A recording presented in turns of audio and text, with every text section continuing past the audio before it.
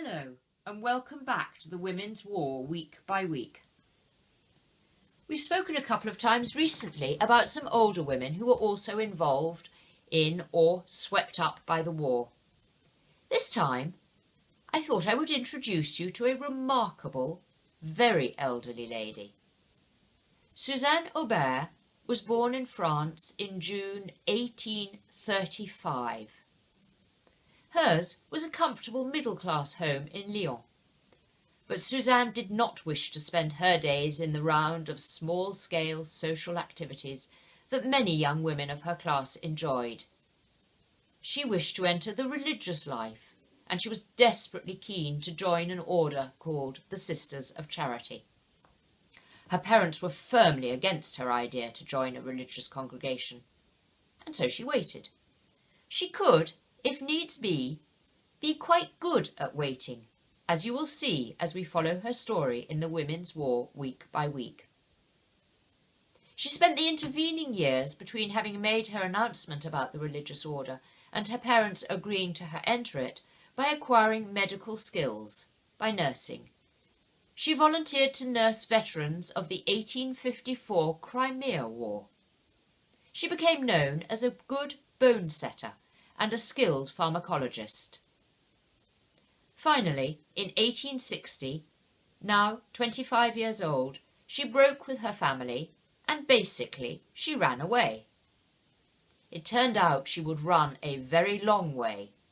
She joined a missionary party heading out to New Zealand.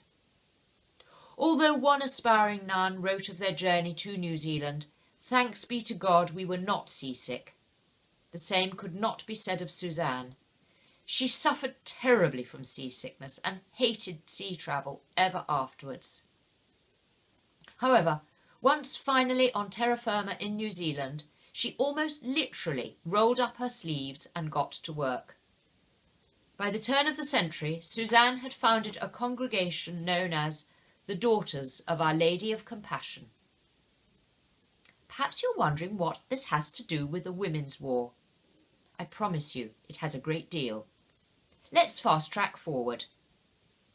Sadly, all was not plain sailing for the order, and Suzanne, a fiercely independent Mother Superior, fell foul of the local church hierarchy on more than one occasion.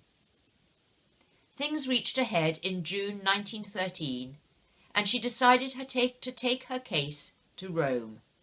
She would negotiate with the Holy Father face to face.